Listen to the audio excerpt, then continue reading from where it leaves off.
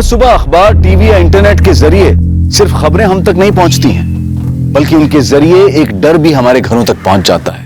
डर कि इस बार किस मासूम बच्ची, लड़की या औरत को किसी हैवान की हवस का शिकार बनना पड़ेगा। लड़कियों के साथ रेप और रेप के बाद उनकी दर्दनाक हत्या एक महामारी की तरह हमारे समाज में फैलती जा रही है, और कोई नहीं जानता कि इस महामारी का अगला शिकार कौन सी मासूम लड़की बनेगी।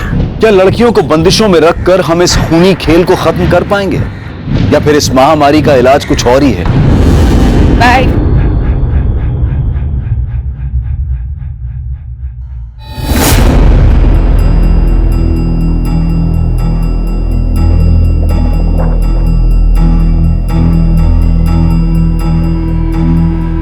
नेहा, हो बाबा। तू क्या उसके साथ घूमती रहती है? मैंने मना किया है ना। इसकी जो ये दोस्त है ना, ये मुझे जरा भी पसंद नहीं है। कैसे छोटे छोटे कपड़े पहनती है, क्या संस्कार दिया है उसे घर वालों ने? अहो ताई तुम्हें पण है नहीं, और बाप टूर करते रहता है। अरे उसे क्या पता उसकी बेटी क्या क्या गुल खिलाती है।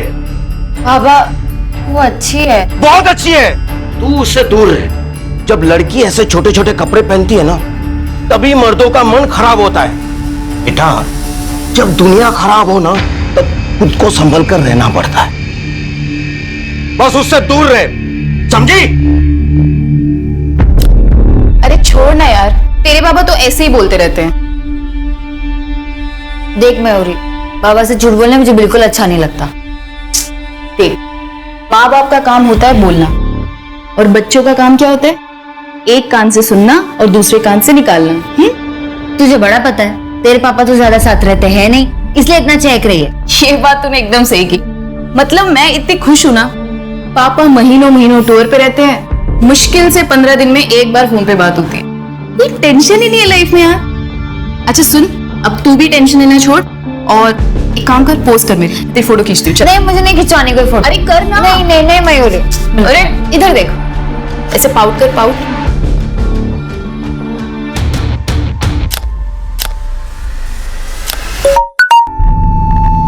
एक मिनट। हाँ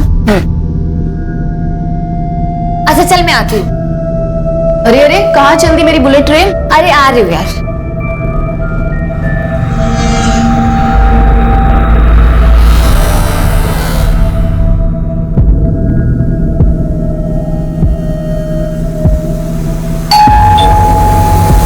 अरे यार हम यार, एक मिनट रुको। अरे नेहा कम।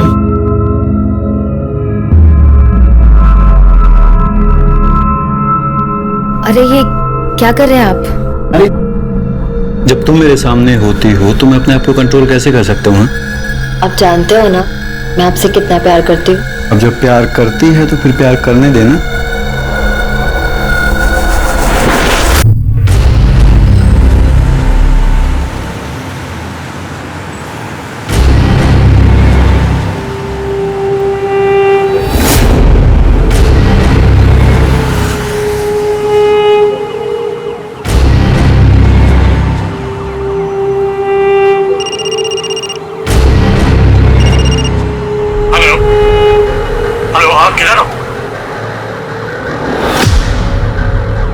ओ हेलो, इधर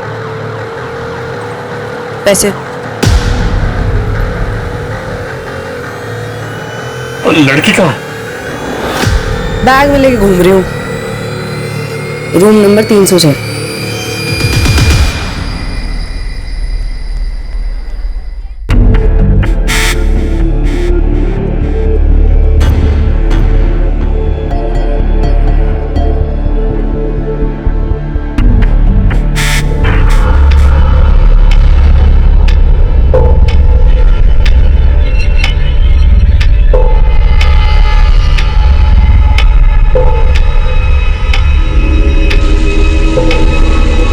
कोई है?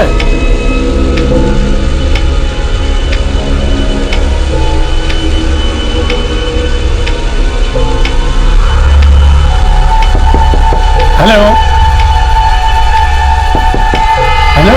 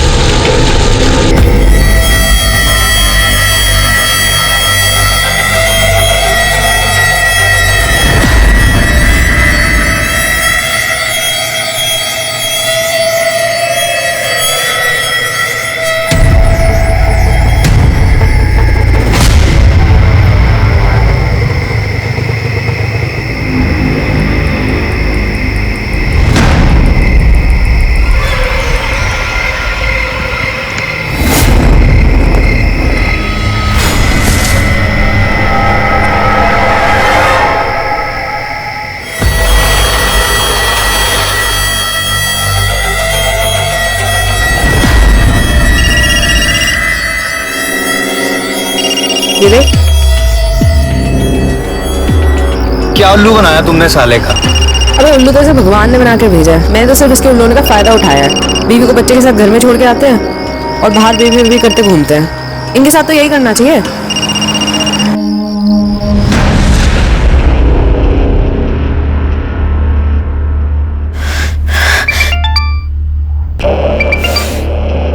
मैं बाद में बात करती हूँ। अरे पर हुआ क्या? वो फोन नहीं उठा रहा है। अरे तू एक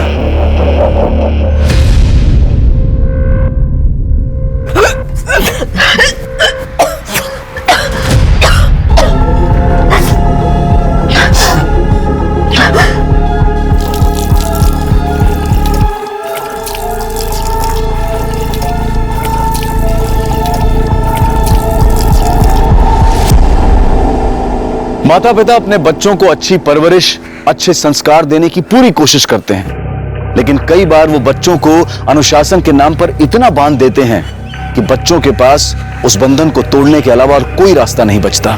बच्चे उस बंधन से मुक्त होकर खुली हवा में सांस लेने के लिए जोर लगाते हैं, और जब इंसान अपनों से दूर होता जाता है तभी वो मुसीबत के करीब आ जाता है।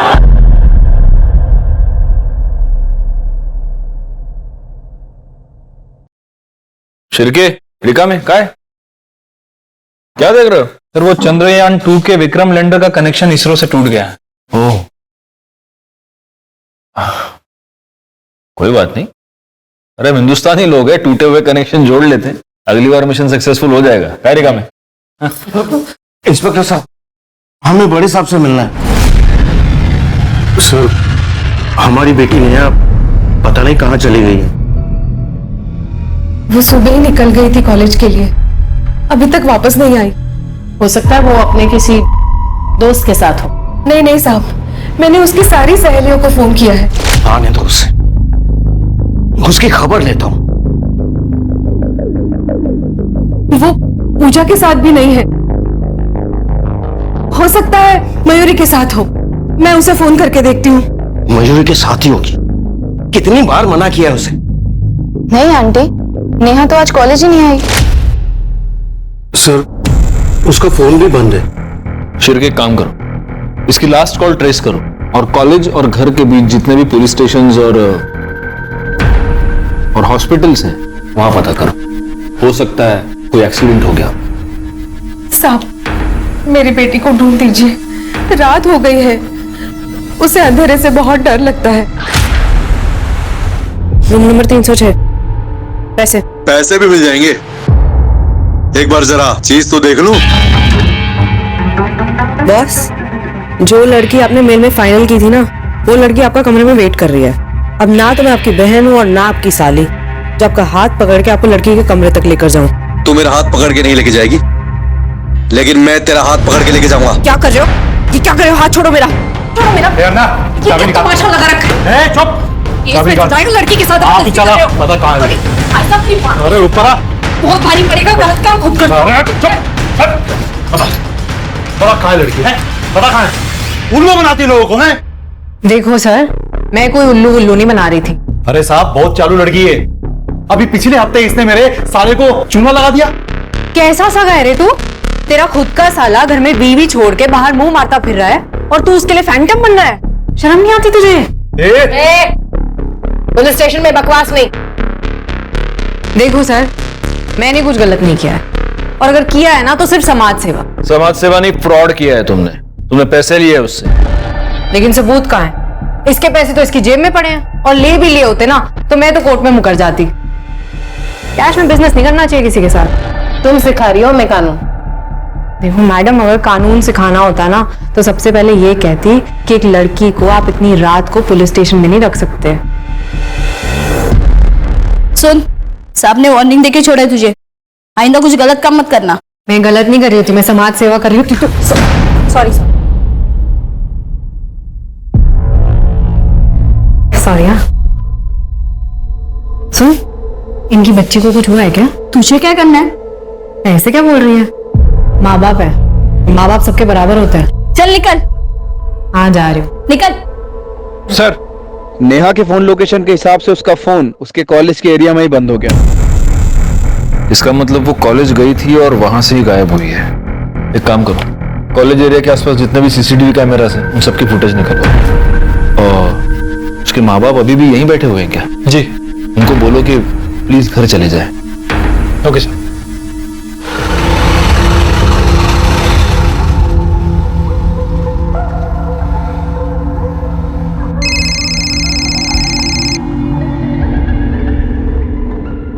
तो फोन ही नहीं उठा रहा। भैया आगे वाली बिल्डिंग में ले लो।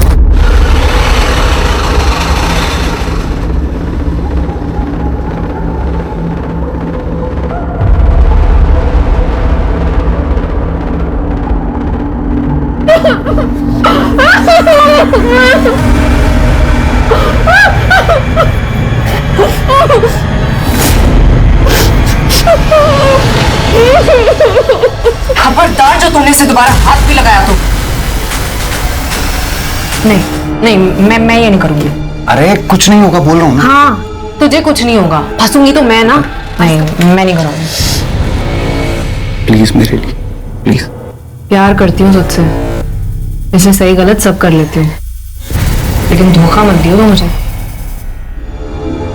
क्या कर सकती हूँ, देख रही है ना तुम। प्यार किया है कभी किसी से? किया होता तो समझती।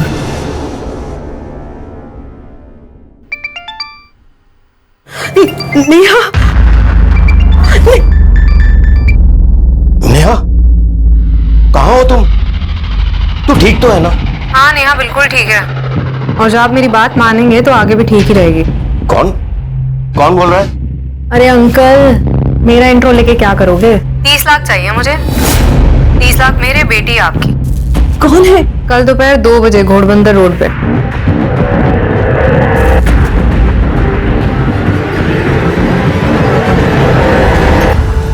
क्या हुआ? अरे बोलिए तो कुछ। हाँ नेहा बात कर रही थी ना, बोलो ना क्या हुआ?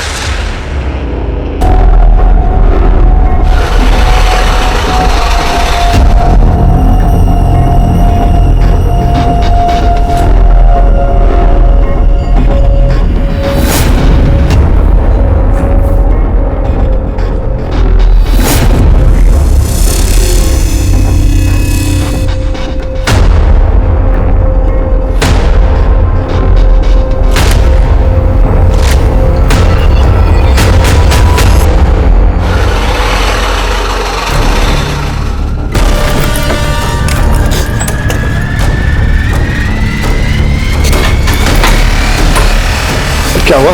पुलिस थी। तेरे बाप ने बुलाई है ना पुलिस? तो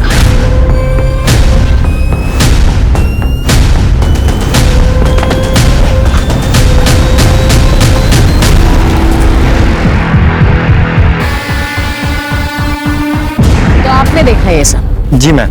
आपका नाम क्या है? राधे श्याम। राधे श्याम, आप क्या कर रहे थे उस वक्त यहाँ? मैडम, हम लोग यहाँ से गुजर रहे थे तो यहाँ देखा कि ये बैग पड़ा हुआ है। पास आके देखा तो इसमें खून लगा था, इसलिए पुलिस को फोन किया। लगता है काफी दिन तक बंद रखा गया था इसे। हमें बैग भी काफी पुराना है, मुझे नहीं लगता कुछ पता चलेगा इससे। एक काम करो, फॉरेंसिक को इन्फॉर्म करो और इसकी फैमिली को भी।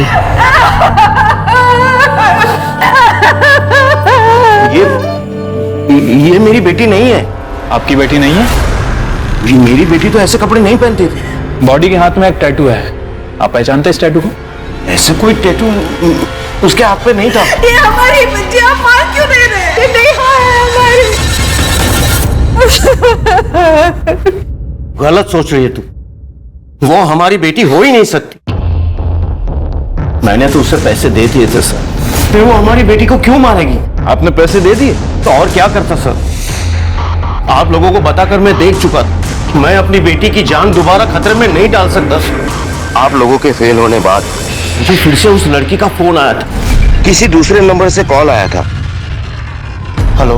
प्यार नहीं है आपको अपनी बेटी से शायद, वरना इतनी बड़ी गलती कभी नहीं करते। अब मैं आपकी तरफ से नेहा को गुड बाय बोल दूं या उसको फोन दूं, आप खुद ही बोल दो। नहीं नहीं, मेरी बेटी को कुछ मत करना। 30 लाख? उतने पैसे नहीं है मेरे पास, मेरे पास सिर्फ 12 लाख है। आप भी ना बेटी की फिरौती दे रहे हो या मच्छी मार्केट में रावस खरीदने आए हो? भगवान के लिए मेरी बेटी को कुछ मत करना, मेरे पास बस इतने ही पैसे हैं। मैंने तो उसे पैसे दे दिए थे सर, फिर वो मेरी बेटी को क्यों मारेगी? पैसे मिल गए, मैं सबूत तो मिटाना ही था। आपको उन्हें पैसे नहीं देने चाहिए थे। कम से कम आप पुलिस को इन्फॉर्म तो करते। वो मेरी बेटी को मार डालते। तो अब क्या किया उन्होंने? मारी तो डाला। वो मेरी बेटी नहीं है, वो मेरी बेटी नहीं है। सर, नेहा की पीएम रिपोर्ट आ गई। तो रिपोर्ट के हिसाब से नेहा की पीठ पर 2 वार किए गए थे, चाकू जैसे किसी धारदार हथियार से। मरने के लगभग 24 घंटे पहले उसके साथ रेप भी किया गया। उनका टाइम क्या है? मैम दोपहर 3 बजे से 6 बजे के बीच। रिपोर्ट में एक और इंपॉर्टेंट बात है, नेहा प्रेग्नेंट थी, मां बनने वाली थी। तो ये हो सकता है कि ये मर्डर उसी आदमी ने किया हो जिसका ये बच्चा है, और ये किडनैपिंग का पूरा नाटक पुलिस को गुमराह करने के लिए किया हो। आपको क्या लगता है? हो सकता है। नेहा के माँ बाप का कुछ और ही कहना है। कहना क्या? उनके हिसाब से नेहा बहुत ही सीधी सादी और ट्रेडिशनल लड़की थी, लेकिन उसकी सोशल मीडिया साइट्स और ईमेल्स कुछ और ही कहते हैं। उन पर कुछ इस तरह के फोटोग्राफ्स हैं।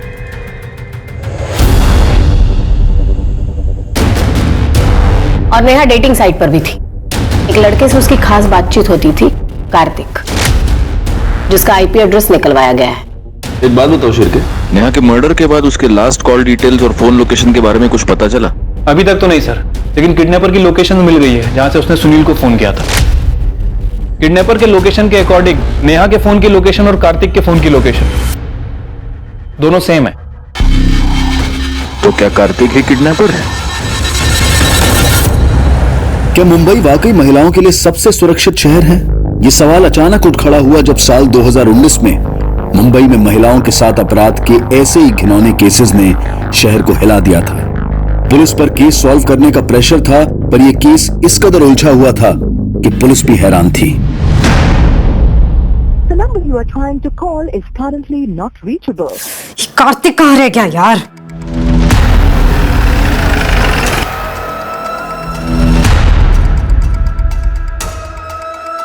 एक्सक्यूज मी, ये कार्तिक यहीं रहता है ना? हाँ यही रहता है। अभी कहाँ मिलेगा? अगर अभी वो यहाँ नहीं है तो अपनी गर्लफ्रेंड के साथ में होगा। पास वाली सोसाइटी में रहती है, फ्लैट नंबर 504।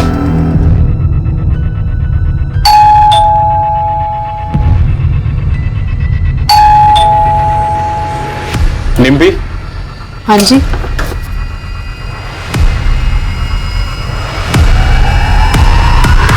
क्यों लेकर आए हो? इतना तो बता दो।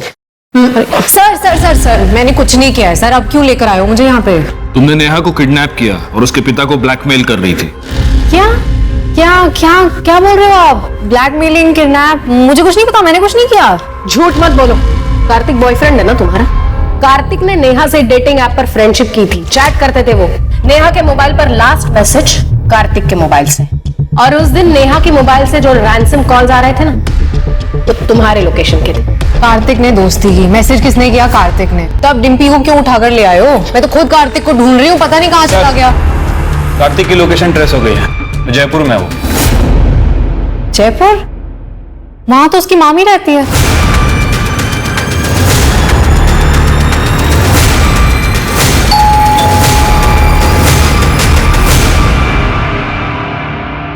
कार्तिक जी, चल।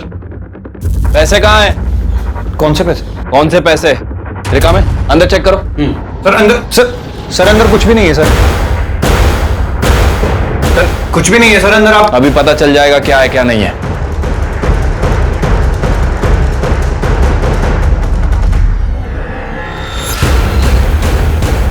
सर ये बैग मिला अंदर, उसमें काफी सारा पैसा है। क्या ये? सर ये मेरे नहीं है सर। तेरे नहीं है? ले चलो सर। ये मेरा नहीं है सर।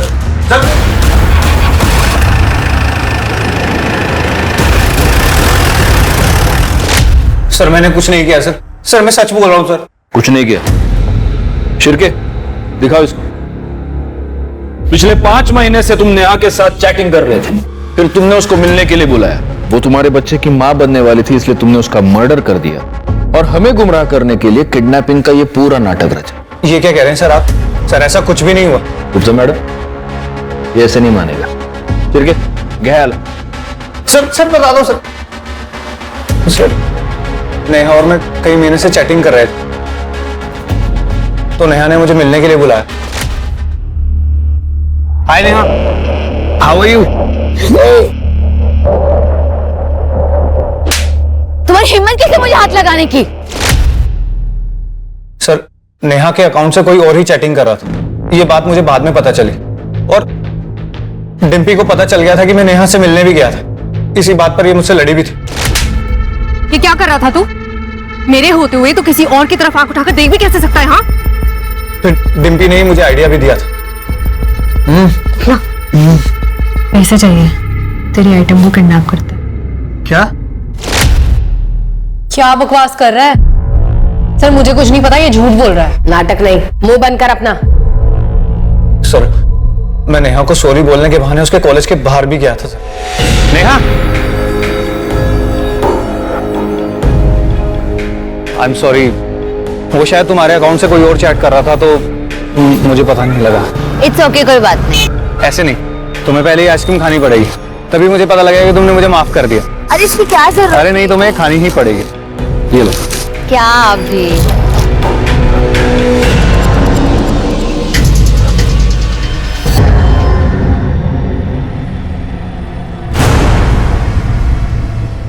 नेहा, नेहा क्या हुआ तुम्हें?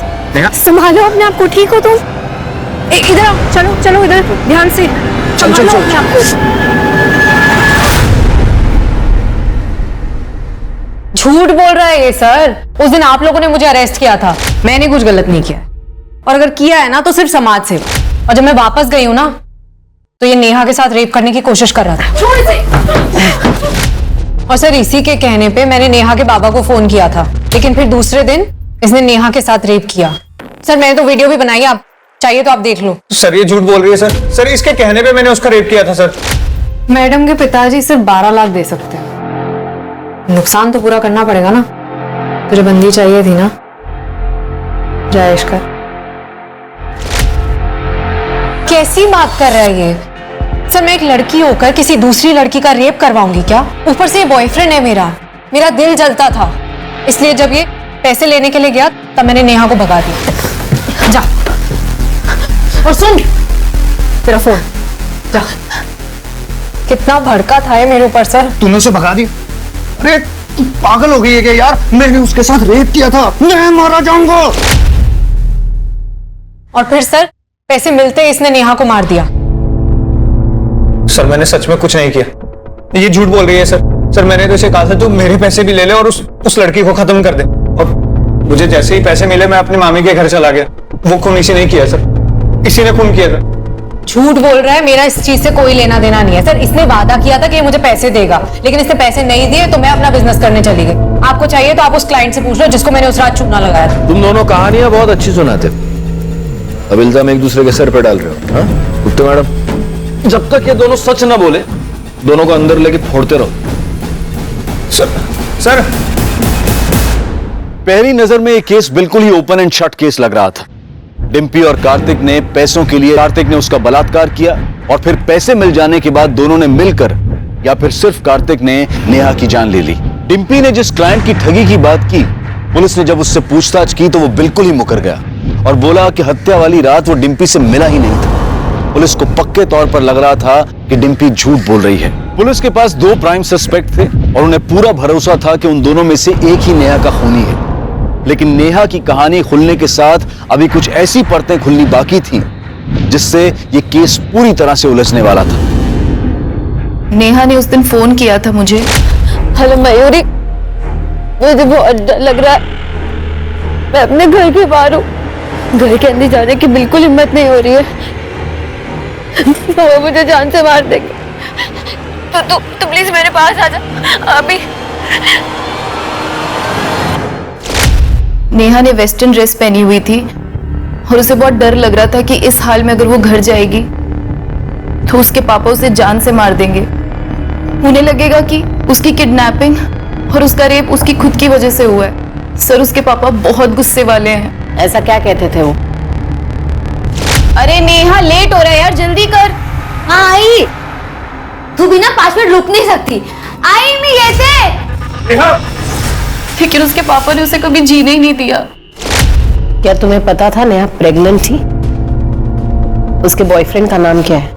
मैम वो नहीं पता, और मैंने उससे बहुत बार पूछा भी, पर वो हमेशा टाल देती थी। तुम्हें पता है वो किस डॉक्टर के पास जाती थी? डॉक्टर कदम। मैडम, ओ खूबसूरत वाली मैडम, सुनो ना, बात करनी है, आओ तो। मैडम सुनो ना, दिल बहुत घबरा रहा है, दुखी सी हो रही है, समझ रहे हो? एक सुट्टा लगाने दो ना। सुट्टा तो हम तुझे लगाएंगे और गिनेंगे भी नहीं। अरे यार, बात जाने दो इसे, कि जमानत हो गई। तुम्हारी जमानत हो गई है, लेकिन जब तक ये केस चल रहा है शहर से बाहर मत जाना। अरे सर, सुबह शाम हाजिर हो जाऊंगी, आप इशारा तो करो। वकील साहब, आप ही तो मेरी नैया के खिवैया हो। हाँ सर, आई थी नेहा मेरे पास यहाँ। तो फिर आपने नेहा की प्रेगनेंसी के बारे में उसके घर वालों को बताया? एक्चुअली सर नेहा ने मना किया था, लेकिन फिर भी मैंने उसके पापा को बता दिया था।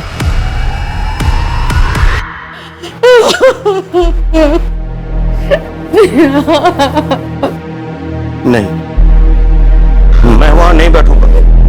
ये मेरी बेटी नहीं है, वो मेरी नेहा नहीं है। मेरी बेटी जिंदा है, मेरी नेहा जिंदा है।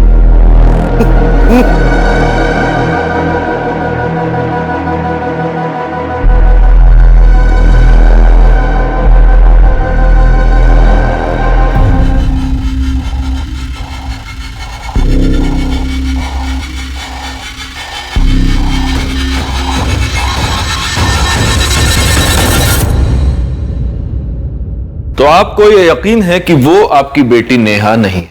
वो मेरी बेटी नहीं थी। क्यों? मेरी बेटी ऐसे कपड़े नहीं पहनती। फिर तो आपको यह भी पता नहीं होगा कि वो प्रेग्नेंट थी। नहीं, वो मेरी बेटी नहीं थी। मेरी बेटी ऐसी नीच हरकत नहीं कर सकती थी। वो आपकी बेटी ही थी, और ये बात आप भी जानते थे। आप ये जानते थे कि उसके हाथ पर टैटू है, आप ये भी जानते थे कि वो प्रेग्नेंट है, और आपके हिसाब से उसका प्रेग्नेंट होना एक नीच हरकत थी, और इस नीच हरकत के लिए आपने अपनी ही बेटी का मर्डर कर दिया। ये आप क्या कह रहे हैं? सच, और इस सच का सबूत भी है हमारे पास। आप खुद मानेंगे, आपसे मनवाया जाए। हाँ, मुझे पता था, लेकिन मैं क्या करता? मेरा मन तो अभी भी मानने के लिए तैयार नहीं है कि मेरी बेटी ऐसा कुछ कर सकती है। वो आपकी बेटी ही थी। मयूरी के कहने पर और उसकी कॉल लोकेशन से यह पता चलता है कि नेहा उस रात घर से बाहर थी। हो सकता है वो घर पर आई हो, आपको गुस्सा आया हो, और गुस्से में आपने उसे मार दिया। नहीं, मैंने ऐसा कुछ नहीं किया। बिल्कुल ऐसे ही किया। उस दिन बैंक से आपने 15 लाख रुपए निकाले थे, जिसमें से 12 लाख अपने किडनैपर को दिए, और बाकी के 3 लाख क्या किया उसका? वो खर्च हो गए, लेकिन मेरा यकीन मानिए, मैंने अपनी बेटी को नहीं मारा है। ऐसा है कि जब बच्चों के साथ कुछ बुरा होता है तो वो सहारे के लिए अपने माँ बाप के पास जाते हैं, लेकिन अगर एक बाप अपनी बेटी का मर्डर करता है तो बुरा होने पर बच्चे किसके पास जाएंगे?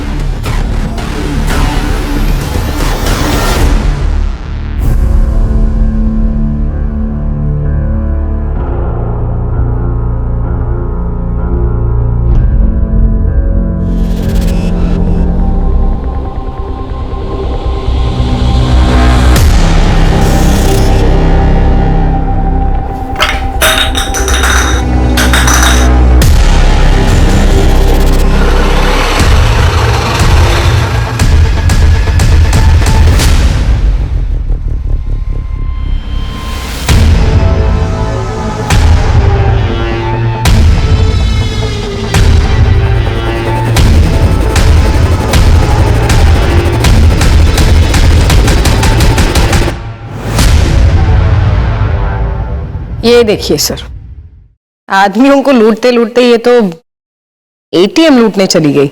हिम्मत है इस लड़की में। गलत काम करने के लिए हिम्मत नहीं लगती, सही काम करने के लिए, सच के साथ खड़े होने के लिए हिम्मत लगती है। सर, नेहा के कॉल रिकॉर्ड में जितने भी नंबर थे मैंने सभी पे बात की। नेहा ज्यादातर लोगों से नॉर्मली बात करती थी, लेकिन सर उसके फोन रिकॉर्ड में एक ऐसा नंबर है जो 2 हफ्तों से बंद है। 2 हफ्ते पहले नेहा और उस नंबर पे बहुत ज्यादा बातें हुई। इसका नंबर किसी अमन शिंदे के नाम रजिस्टर्ड है। उसका एड्रेस निकलो। सर उसके मुंबई वाले एड्रेस पे मैंने पता किया है। 2 हफ्ते से वो घर नहीं आया है, पुणे का रहने वाला है।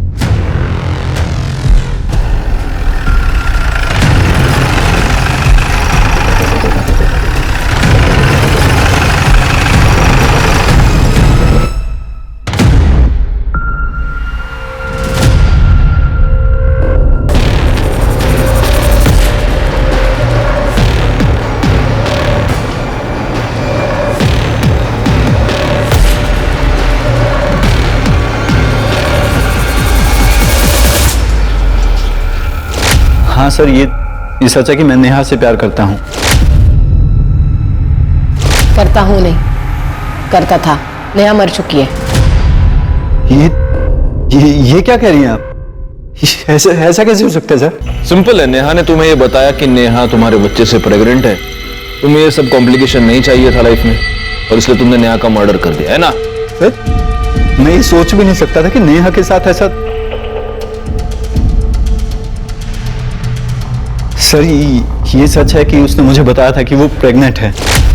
नेहा, कुछ नहीं होगा, मैं हूं ना। अमन, मुझे कुछ समझ नहीं आ रहा। अगर बाबा को पता चल गया कि मैं प्रेग्नेंट हूँ, मुझे जान से मार देंगे। कुछ नहीं होगा, मैं खुद तेरे बाबा से बात करूंगा, ठीक है? हमारी शादी के लिए। तो नेहा से शादी का वादा करके तुम भाग गए, और ऐसे भागे कि अपना फोन भी बंद कर दिया। सर, मैं भागा नहीं था। मेरी आई की तबीयत बहुत ज्यादा खराब हो गई थी, इसलिए मैं चला गया था। और जाने से पहले मैंने बहुत लोगों से पैसे उधार ले रखे थे, क्योंकि बार बार कॉल आ रही थी, इसलिए मैंने फोन बंद कर रखा था। सच तो ये है कि जब तुम्हें पता चला नेहा प्रेग्नेंट है, तुम उसे छोड़कर भाग गए।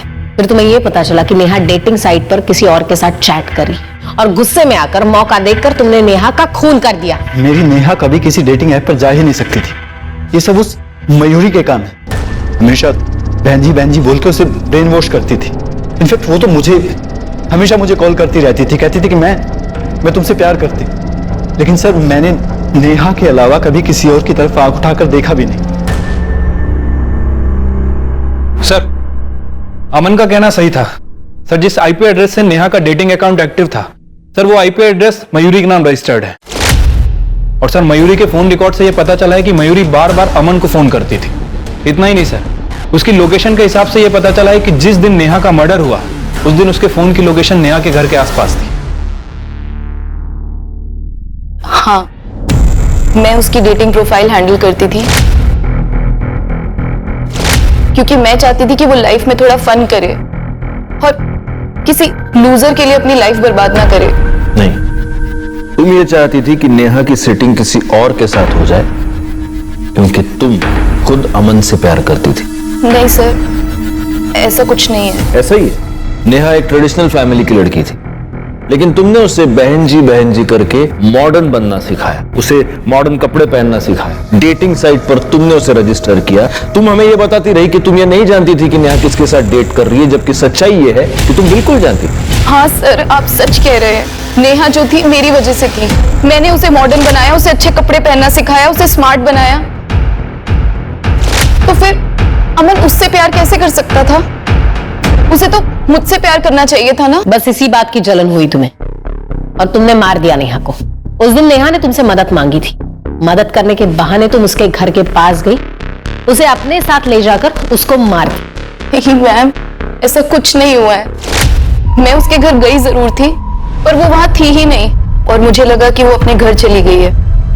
उसके पापा की वजह से मैं उसके घर नहीं जाना चाहती थी। मैं चाहता हूं कि मैं तुम्हारी इस कहानी पर यकीन कर सकूं, लेकिन मुझे इतना सा भी यकीन नहीं। गुप्ता मैडम, आप अपने तरीके से पूछताछ कीजिए, और ये भूल कर पूछताछ कीजिए कि ये लड़की है, 2 लाफे मारिए इसको। सर, पर मैंने कुछ नहीं किया है। 1 मिनट सर। सर, नेहा के बाबा के कॉल डिटेल्स में किसी हिस्ट्री शीटर का नंबर। जिस दिन नेहा गायब हुई, उसने उसे 4 बार फोन किया था, और नेहा के गायब होने के दिन से ये दोनों टच में।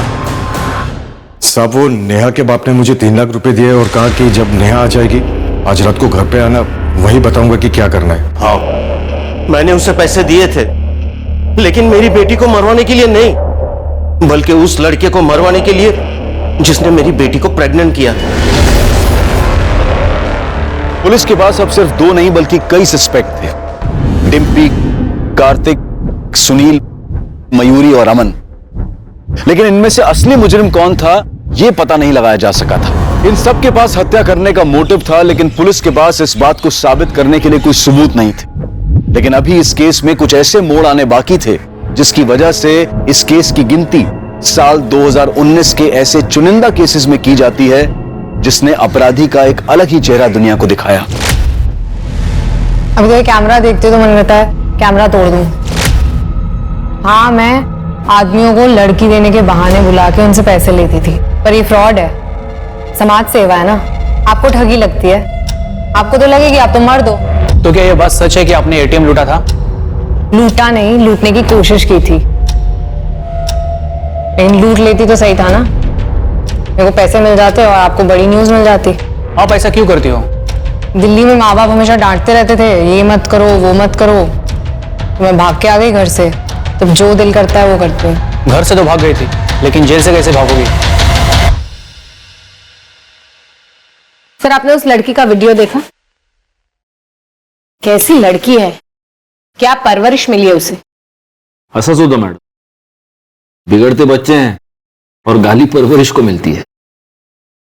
एनीवे, केस में कोई इंप्रूवमेंट? कुछ खास नहीं, फ्यू सस्पेक्ट्स है लेकिन कुछ ठोस सबूत नहीं। सर मुझे तो कार्तिक के ऊपर ही शक है। कार्तिक का डीएनए नेहा के ऊपर मिले सीमेंट से मैच करता है। हाँ, लेकिन रेप करने की बात तो वो खुद भी कबूल कर रहा है। सर इसके कहने पे मैंने उसका रेप किया था सर। लेकिन मर्डर के टाइम तो कार्तिक जयपुर की ट्रेन में था। कार्तिक, क्या हुआ? एक पॉसिबिलिटी ये भी है कि वो जयपुर गया ही नहीं।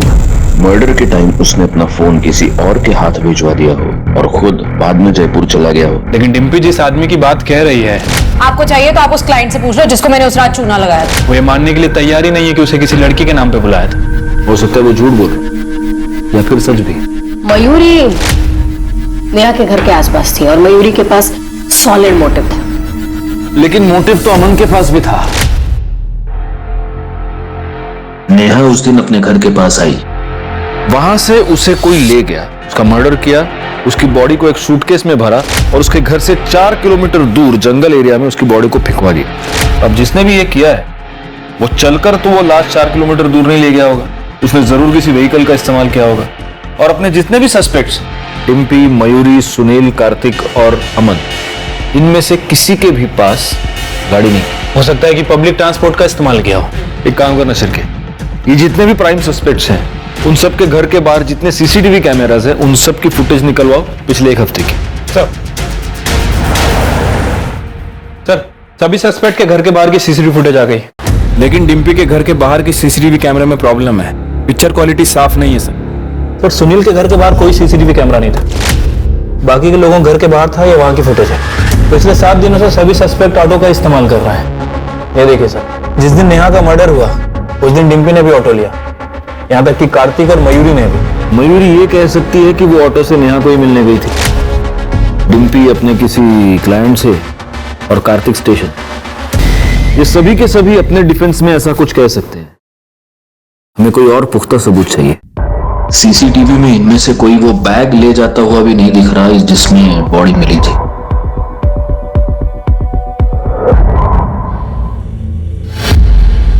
एक हफ्ता एक ही ऑटो? तू गया था उस दिन वहां? हाँ मैडम। कौन था तुम्हारी ऑटो में? तुम्हें वो ऑटो वाला याद है जिसे तुमने मंथली किराया देकर रखा? तुम जहां भी जाती हो उसी की ऑटो से जाती हो। लड़कियां सप्लाई करने के नाम पर जब तुम लोगों को उल्लू बनाती हो तभी भी वही ऑटो यूज करती हो। जब तुम एटीएम लूटने जाती हो तभी भी वही ऑटो यूज करती हो। और नेहा के मर्डर के बाद जब तुमने उसकी बॉडी को ठिकाने लगाया तब भी तुमने वही ऑटो यूज किया। तुम्हें यहां बुलाने से पहले उस ऑटो वाले को बहुत तोड़ा और उसने सब कुछ बोल दिया, तो अब तुम भी बोल दो, वैसे भी बड़बड़ करने का बहुत शौक है। मैं नेहा को मारना नहीं चाहती थी, वो तो कार्तिक डर गया था। वो बोल रहा था कि पुलिस उसे कुत्ते की तरह मारेगी। उसने मुझे ऑफर भी किया कि उसके हिस्से के 6.5 लाख मैं रख लूं, लेकिन नेहा को रास्ते से हटा दूं। और डिम्पी का सिर्फ एक भगवान है, पैसा। मुझे नेहा को किसी भी कीमत पर मारना था। नेहा की किस्मत खराब थी कि मुझे घर के बाहर ही मिल गई। ओए, यहाँ क्यों खड़ी है? फिर से किडनैप होने का इरादा है क्या? नहीं, मैं इन कपड़ों में घर नहीं जा सकती। किस्मत अच्छी है आज तेरी। शूटिंग के कपड़े रखे हैं मेरे, जा उसमें से उठा ले।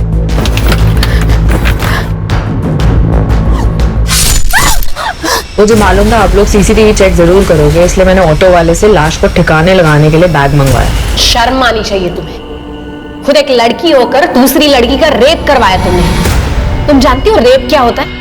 कोई मजाक नहीं, कोई खेल नहीं, कोई हाथ भी लगाता ना तो घिन आती है। लेकिन पैसों के लिए तुम वहीं पर नहीं रुकी, तुमने खून भी करवाया। शर्म आती है तुम पर, डिम्पी शर्मा। इस केस को मीडिया में बहुत उछाला गया। कैसे कोई अपनी दोहरी जिंदगी की वजह से मौत के साए में सो गया, कैसे आज हम इंटरनेट पर धड़ल्ले से दोस्त बनाते हैं, और कैसे कुछ लोगों को अपनी इस दोस्ती का बहुत बुरा अंजाम भुगतना पड़ा। अगर इस केस को हम एक लाइन में समेटने की कोशिश करेंगे तो शायद यही कहेंगे, कुछ फूल डाली से बिछड़ गए, कुछ पैरों तले रौंदे गए, तो कुछ गलत राह पर चले गए।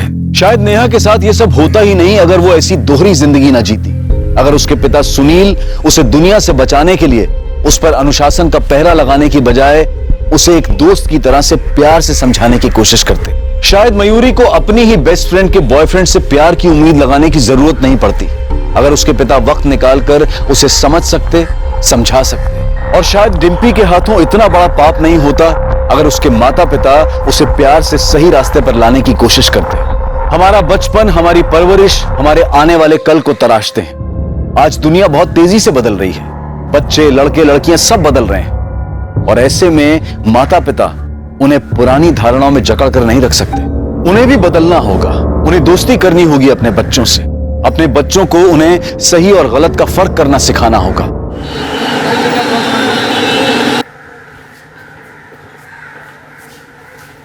सर, ये लोग आपसे मिलना चाहते हैं।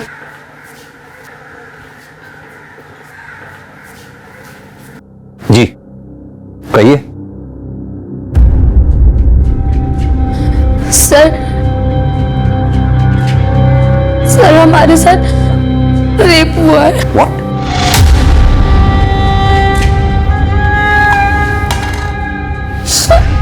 पानी पीजिए।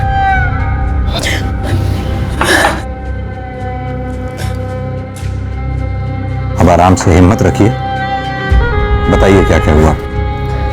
सर, सुनील अग्रवाल के घर पे हम नौकरानी का काम करते हैं, रोज की तरह आज भी साफ सफाई कर रहे थे, और फिर ओए मानसी, अच्छा क्या आप इन्हें तुरंत पुलिस स्टेशन ले आए? इनका मेडिकल एग्जामिनेशन भी हो जाएगा। शर्मा मैडम, इन्हें हॉस्पिटल ले जाके इनका मेडिकल एग्जामिनेशन करवाइए। जी सर। पांडे सर, इनकी FIR लिख लो, और ये सुनील अग्रवाल, इसे जरा थाने बुलाओ।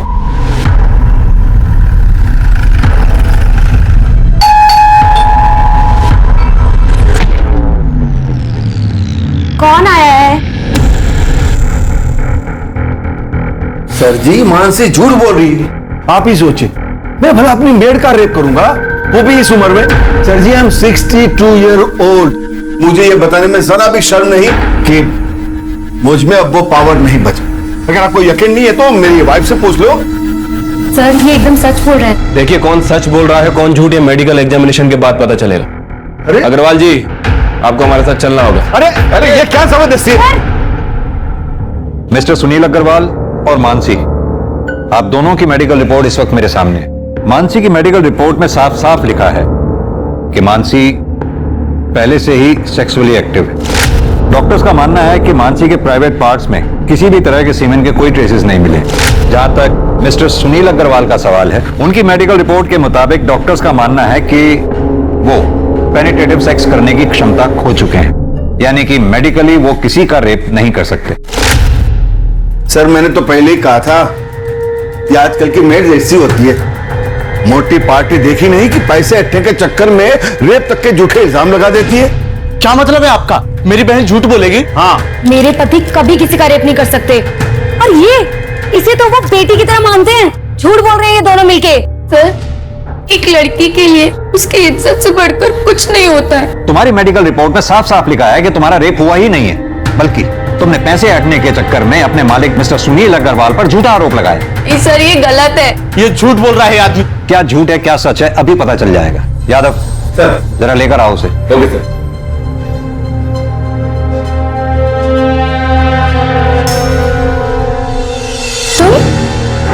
जी हाँ, इसका नाम है मनोज, तुम्हारा बॉयफ्रेंड। अब तुम खुद अपने भाई को बताओ कि मनोज और तुम्हारे बीच में शारीरिक संबंध है या नहीं। बोलो, क्या पूछना है इंस्पेक्टर साहब? संभालिए।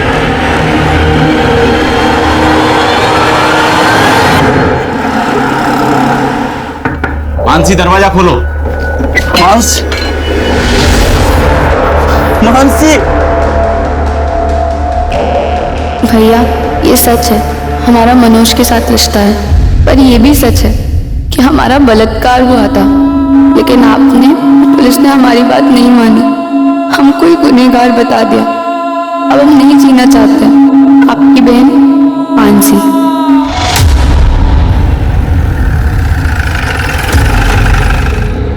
मानसी ने सुसाइड किया, इसमें मेरा क्या दोष है? दोष है क्योंकि मानसी ने अपने सुसाइड नोट में साफ साफ लिखा है कि उसका बलात्कार हुआ था। साफ साफ बताइए कि माजरा है क्या?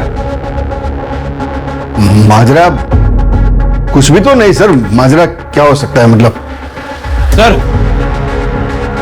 ले आओ। सर ये बेड के नीचे 2 बॉक्स मिला है और देखिए इन बॉक्सेस में क्या मिला है। सेक्स टॉय भी रखा है सर। तो माजरा ये है, इससे आपने मानसी का रेप किया था। जवाब दीजिए। सर मेरे पति ऐसा किसी के साथ कर नहीं सकते सर। आप प्लीज चुप रहिए। इतना सब कुछ मिलने के बावजूद भी आप अपने पति की तरफदारी कर रही हैं। मेरे पति ऐसा कभी किसी के साथ कर ही नहीं सकते। आप शांत रहिए। हाँ, सारा कसूर मेरा ही है, मैं ही दोषी हूँ। मानसी ने मेरे कारण सुसाइड किया। I don't know responsible। Sunil! नमस्कार, आदाब। क्राइम पेट्रोल सतर्क के ब्लैक हेडलाइंस अध्याय के आज के एपिसोड में आप सबका स्वागत है। जिन लोगों से हमारा व्यवहार होता है उन पर भरोसा करना लाजमी है, लेकिन भरोसा एक ऐसी चीज है जो बहुत सोच समझ कर करना चाहिए। मानसी ने सुनील पर भरोसा किया और उसका दिया हुआ शरबत पी लिया। नतीजा ये हुआ कि वो सुनील द्वारा अननेचुरल यानी कि अप्राकृतिक तरीके से किए गए रेप का शिकार बन गई। पुलिस को सुनील के घर पर वो 2 बैग मिलने पर सुसाइड करना इस बात को साबित करता था। ये एक अजीब केस था जहां पर पीड़ित और प्रताड़ित दोनों ने ही आत्महत्या कर ली थी। पुलिस के केस क्लोज करने के बाद भी ये मामला तकरीबन 1 महीने तक मीडिया में चर्चा और वाद विवाद का विषय बना रहा। शहर के समाज सुधारकों के एक खेमे ने सुनील अग्रवाल और मानसी गोस्वामी की आत्महत्या के लिए पुलिस को दोषी ठहराया, जिसे पुलिस महकमे ने बेबुनियाद बता दिया। इतने हो हल्ले और हंगामे के बाद यह केस यहां बंद हो चुका था, लेकिन क्या वाकई में ये इस केस का अंत था या फिर ये एक बड़े केस का एक छोटा सा हिस्सा था?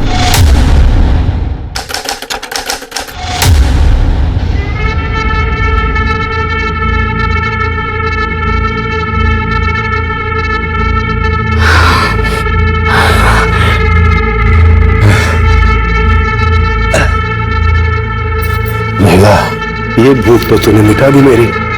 हाँ? अब मेरे पेट की भूख भी मिटा दे। मैं अभी ना कर रहा था। हाँ? अपनी उम्र के हिसाब से आपको भूख कुछ ज्यादा नहीं लगती साहब जी? वो मेरी तो काम वाली नहीं है,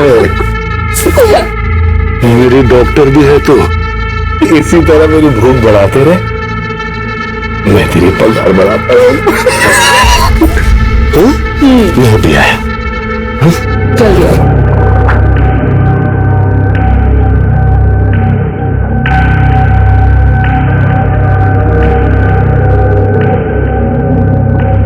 वृंदा,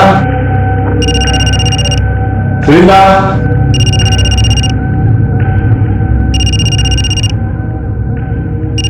वृंदा, अरे कहां चली गई? साहब मैसेज चेक करो।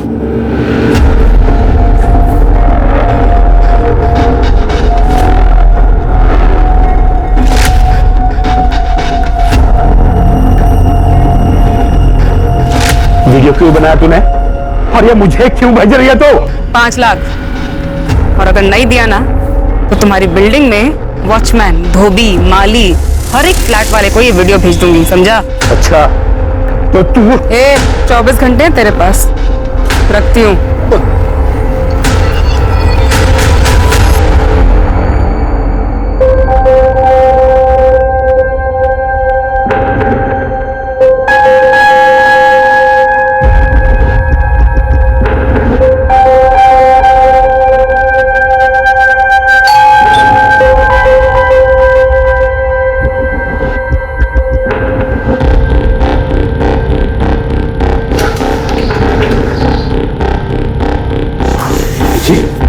नमस्ते। नमस्ते। मैं करिश्मा। करिश्मा?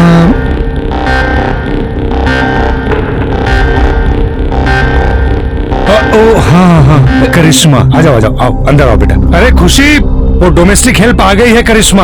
आओ बैठो बैठो।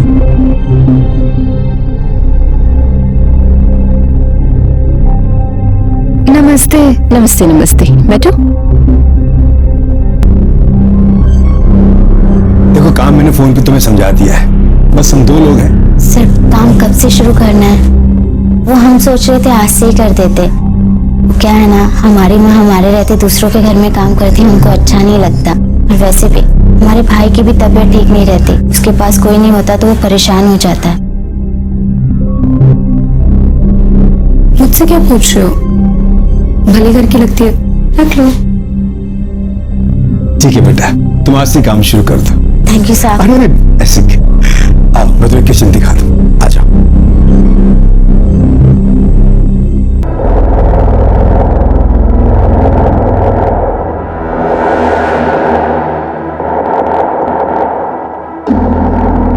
क्या बात है साहब, जल्दी इंतजाम कर लिए पैसे का।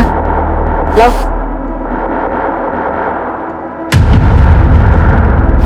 रब है ना, सब देख रहा है, तो तेरा भला नहीं होना कभी। ये पैसे मैंने अपने पोते की पढ़ाई के लिए रखे थे, समझी? बैंक पढ़ाई के लिए लोन बांट रही है, टेंशन मत लो आप। जाके पोते का ध्यान रखो, जाओ। अरे जाओ।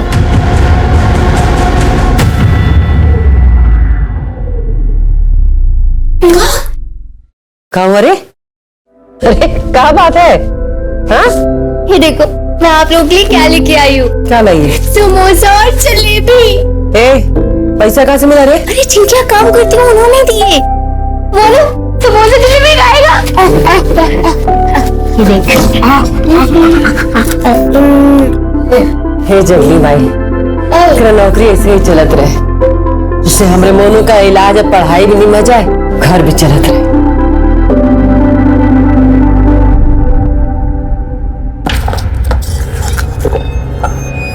बस इतने, बाकी के पैसे का इतने ही मिले।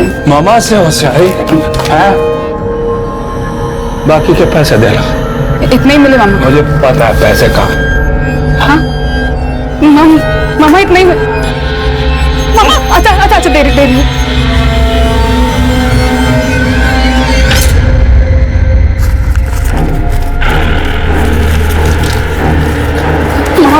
इसके मुझे भी दे दे।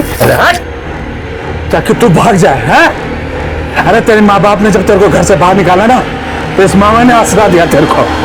चल दबा जा।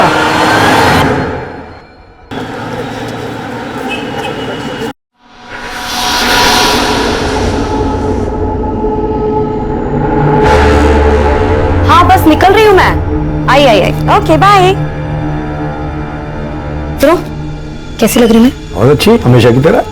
ठीक है, मैं डॉली की किटी पार्टी में जा रही हूँ और मुझे आने में लेट हो जाएगा। हाँ बाय बाय।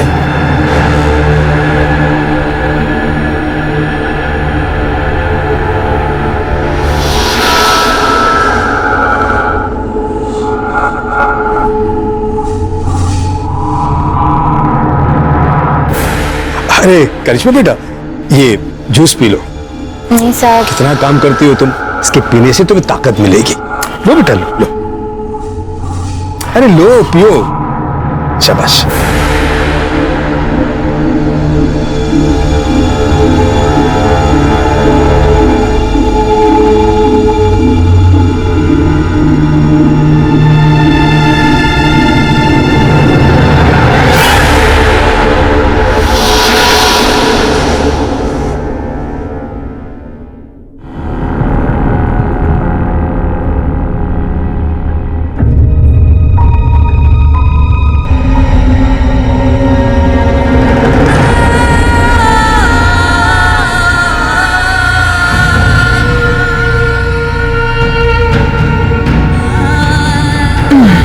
अरे आ गई तू, खाना लगा दे।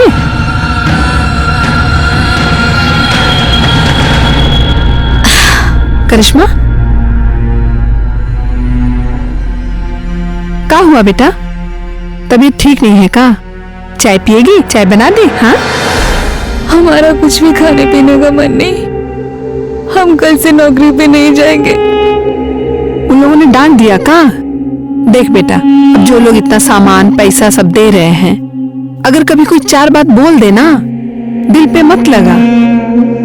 देख, तू नौकरी छोड़ देगी तो फिर मोनू का क्या होगा? फिर जल्दी इतना अच्छा काम नहीं मिलता है बेटा। ये हमारी बात मानना, जो भी वो लोग कहें सब अनसुना कर दे। फिर ये सब ठीक हो जाएगा। तो काम पे नहीं जाएगी तो घर कैसे चलेगा रे?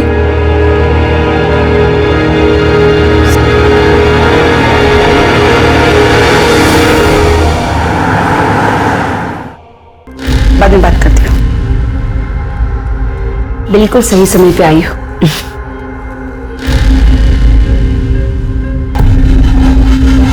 ये है तुम्हारा नया शिकार। कुछ दिन इसका पीछा करो, देखो तो सही समय पे किल ठोक दो। नमस्ते, मैं धीरे जरूर आऊँ। क्या लेंगे आप मालिक? चाय पानी? अरे नहीं, कुछ तकलीफ मत कीजिए आप। ये आपका बेटा है? हाँ। बेटा जरा यहाँ आना। क्या मुस्तिकर साहब? ये लो बेटा, ये तुम्हारे लिए। हाँ, जा बाहर खेलो, जाओ। ये लीजिए बैच, ये आप लोगों के लिए कुछ गर्मा गर्म जलेबी और नमकीन है। और हाँ, ये आपके लिए साड़ी। हमारे लिए साड़ी? हाँ लीजिए। करिश्मा नजर नहीं आ रही। हाँ, करिश्मा घर पे ही है, हम अभी बुलाते हैं। करिश्मा। हाँ माँ। बेटा भाग क्या ना, दिखते नहीं पानी का है। कैसी हो करिश्मा? बेटा कल काम पे नहीं आई तुम? मालिक, इसका ना तबीयत थोड़ा ठीक नहीं था, लेकिन कल से आएगी। हाँ, कल से आएगी काम पे। वो तो ठीक है। करिश्मा के लिए मेरे पास एक बहुत अच्छा सा ऑफर है। क्या है बहन जी, वो बहुत अच्छा काम कर रही है, तो मैं सोच रहा हूँ कि इसे अपने बहू बेटे के पास दुबई भेज दूं। दुबई? अरे जरा सोचिए बहन जी, यहाँ का 20 रुपया मतलब वहां का 1 रुपया, मतलब इसकी पगार 20 गुना बढ़ जाएगी। और हर 3 महीने में हम उसे आपके पास भेज देंगे मिलने के लिए, और आपके और आपके बेटे की देखभाल के लिए तो हम है ही यहाँ पर। कहिए क्या ख्याल है आपका? अच्छा ये लीजिए, ये एडवांस। मालिक, आप तो देवता आदमी है।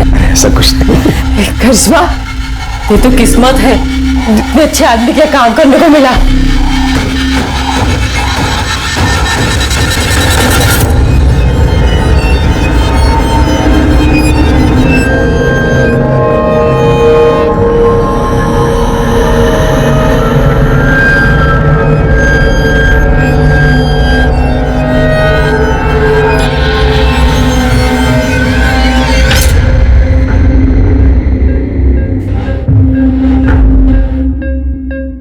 खुशी अग्रवाल जो दूसरी शादी के बाद अब खुशी अरोड़ा बन चुकी थी, उसका यह पति भी दरिंदा था। यह सिर्फ एक कोइंसिडेंस था या फिर इसके पीछे भी कोई और रहस्य था? ऐसे में करिश्मा के शोषण का सिलसिला कब खत्म हुआ? खुशी और वैशाली को करिश्मा के साथ हो रहे अत्याचार का पता चला भी या फिर नहीं?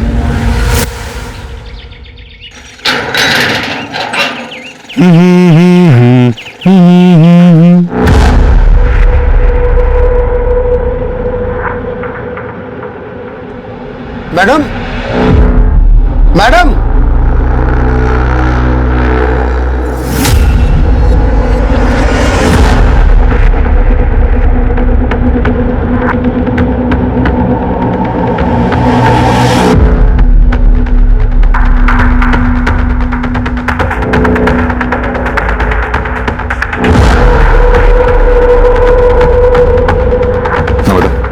चेक करो, देखो आप। आप काफी स्वेलिंग है, हो सकता है जोर से वार किया। टेरेस और बिल्डिंग के आसपास अच्छी तरह से छानबीन करवाओ, देखो कुछ मिलता है क्या। अगर कातिल ने कत्ल यहाँ किया है तो हो सकता है मर्डर वेपन यहीं कहीं उछाल के फेंका हो। सर, आप लोगों में सबसे पहले किसने देखा भाई? सर मैंने। आपने बॉडी के आसपास कुछ देखा? नहीं सर, कुछ नहीं। आप लोगों में से कोई इसे पहचानता है क्या? नमस्ते सर, मैं सोसाइटी का सेक्रेटरी हूँ। मैंने इन सब से बात कर लिया, मगर हम में से किसी ने इस लड़की को इस सोसाइटी में कभी नहीं देखा। एक बात बताइए, आपके सोसाइटी में सीसीटीवी काम कर रहे हैं? हाँ जी सर। हमें पिछले 2-3 दिन के सीसीटीवी फुटेज चाहिए हो। मिल जाएंगे सर।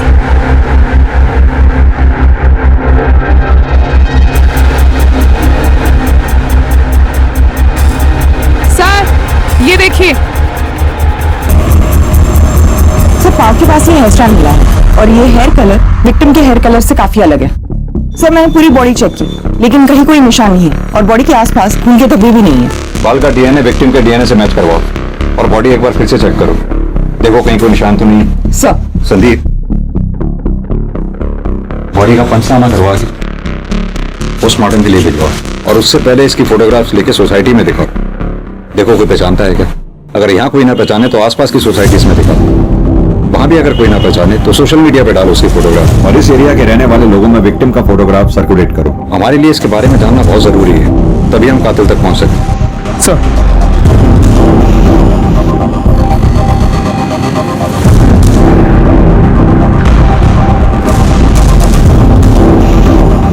आप दोनों इसे पहचानते हो?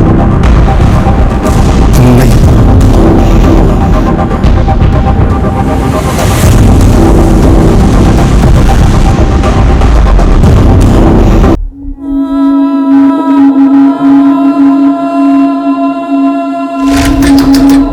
इसमें दरवाजा खोल बेटा।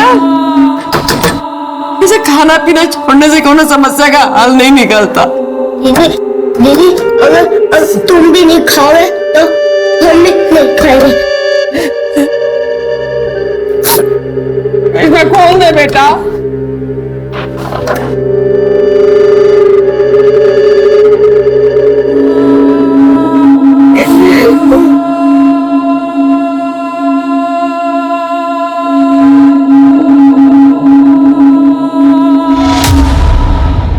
सर उस अनआइडेंटिफाइड बॉडी की पोस्टमार्टम रिपोर्ट। विक्टिम की मौत 13 तारीख को दोपहर 2:30 बजे से 4:30 बजे के बीच में हुई है, लेकिन इसकी इंफॉर्मेशन तो हमें अगले दिन 14 तारीख को सुबह 8 बजे मिली। कुछ समझ में नहीं आ रहा, भरी दोपहर में टेरेस पे मर्डर। सर ये बिलीवेबल नहीं लग रहा। मैंने सीसीटीवी फुटेज भी चेक किया लेकिन कुछ सस्पिशियस नहीं मिला। विक्टिम की मौत सिर पर कोई भारी चीज लगने की वजह से हुई है। संदीप, इतना तो तय ये एक्सीडेंट का मामला नहीं है। सर मैंने टेरेस, कैंपस, आसपास की बिल्डिंग्स में भी चेक किया लेकिन कुछ ऐसा नहीं मिला जिससे हम मर्डर वेपन कह सकें। विक्टिम प्रेग्नेंट थी तकरीबन 5 महीने। सर बॉडी देखकर तो ऐसे नहीं लग रहा था। सर विक्टिम की बॉडी पे जो हेयर स्ट्रेंड मिला था उसका डीएनए विक्टिम से मैच नहीं करता है सर, ये देखिए। यादव जी एक काम कीजिए, सोसाइटी में उस दिन 2 बजे से लेकर 5 बजे के बीच में जिन जिन लोगों की भी मूवमेंट हुई है सीसीटीवी कैमरा में उन सबको आइडेंटिफाई करो, पता लगाओ क्या उनमें से कोई भी विक्टिम के साथ कनेक्टेड था। Okay sir. सर उस बिल्डिंग में जितने भी लोग। एक्सक्यूज मी सर, वेलकम जी आइए। सर मेरा नाम आलोक, मैं आपसे एक जरूरी बात शेयर करना चाह रहा हूं। प्लीज बैठिए पहले आप। जी थैंक यू सर। बताइए क्या जरूरी बात शेयर करनी है आप। ये जो लड़की है, मैं इस लड़की को जानता हूं सर। इस लड़की का नाम वीरेंद्र चौहान, और सर ये मेरे वहां मेड का काम करती थी। सर वो इसने मुझे अपने सेक्स के जाल में फंसाकर मुझसे 5 लाख रुपए ब्लैकमेल के तौर पर बैठे थे। आलोक जी, कहीं ऐसा तो नहीं कि विक्टिम के पेट में आप ही का बच्चा था? मैं तो उस लड़की से 1 महीने पहले ही मिला था। आप इस वृंदा चौहान के कांटेक्ट में आए कैसे? मेरे घर के लिए एक मेड की जरूरत थी तो मैंने मेड एजेंसी वालों को फोन किया। सहेली नाम की एक मेड एजेंसी थी, उन्होंने मेरा नंबर ये वीरेंद्र चौहान को दिया था। आप अपना कांटेक्ट नंबर? जी। वृंदा चौहान का कांटेक्ट नंबर और वो जो एजेंसी का नाम बताया आपने, इसका कांटेक्ट नंबर नम्रता को लिखवा दीजिए। नम्रता जी नंबर ले लो इसका, आप जा सकते हैं। सर ये आलोक खुद होके आया तो है लेकिन इसकी हर बात पर हम विश्वास नहीं कर सकते। क्या तो तुम सही रहे हो संदीप। ये वृंदा चौहान के कॉल रिकॉर्ड्स और उसके लोकेशन रिकॉर्ड्स निकलवाओ और जिस एजेंसी के बारे में ये आलोक बता रहे थे सहेली, वहां जाकर वृंदा चौहान के बारे में पता करो। सर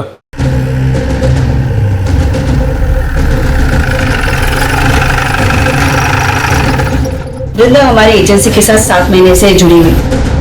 2 महीने किसी के यहाँ काम करने के बाद एक दिन रोते रोते मेरे पास। ठीक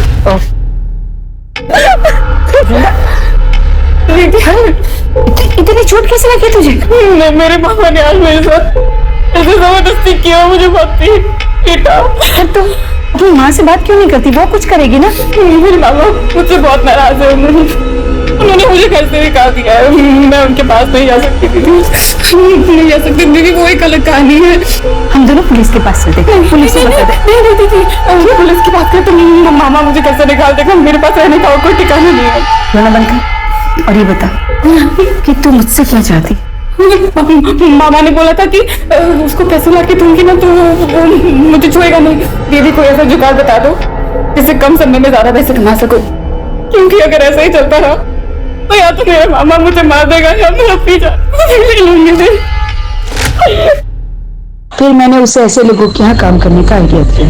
वो क्या है ना साहब कि 2 पैसे एक्स्ट्रा भी मिल जाते हैं। मुझे उन सारे लोगों के नंबर चाहिए जिनके घर पे वृंदा ने काम किया था। हो सकता है उन्हीं में से कोई वृंदा के होने वाले बच्चे का बाप हो और उन्हीं में से किसी ने उसे मारा हो। क्या वृंदा प्रेग्नेंट थी? जी, पोस्टमार्टम रिपोर्ट के हिसाब से वृंदा के पेट में 5 महीने का बच्चा था। सर तो ये जरूर उसके मामा का काम है।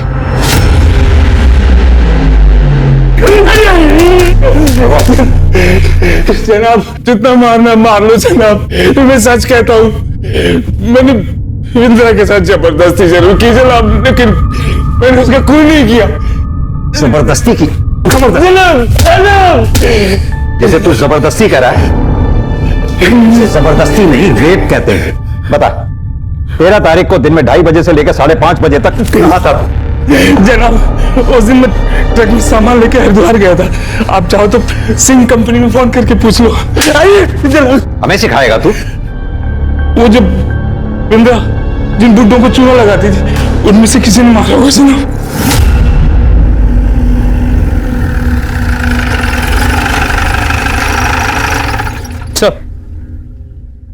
जिन जिन सीनियर सिटीजन्स के यहाँ पे वृंदा ने काम किया था उन सब ने बयान देने से मना कर दिया। लेकिन संदीप, वृंदा प्रेग्नेंट थी और जाहिर सी बात है उसके बच्चे का बाप इन्हीं में से कोई एक होगा। सर, इस बारे में भी हमने उनसे पूछा, लेकिन सबका यही कहना है कि वो लोग प्रोटेक्शन यूज करते थे। सबसे पहले तो ये वृंदा के मामा अतुल चौहान का डीएनए वृंदा के फीटस से मैच कराओ। अगर उसका डीएनए मैच नहीं होता फिर बाकी बचे लोगों का डीएनए टेस्ट करवाओ। सर, एक बात और, एजेंसी से मिले नंबर्स में एक नंबर धीरज अरोरा का भी था।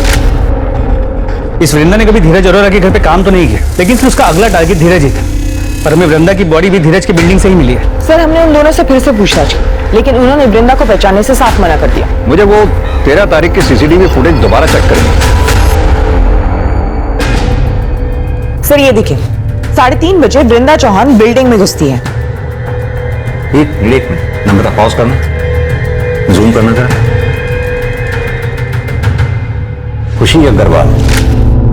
सर, आप इसे जानते हैं? तुमने इसे पूछताछ की थी?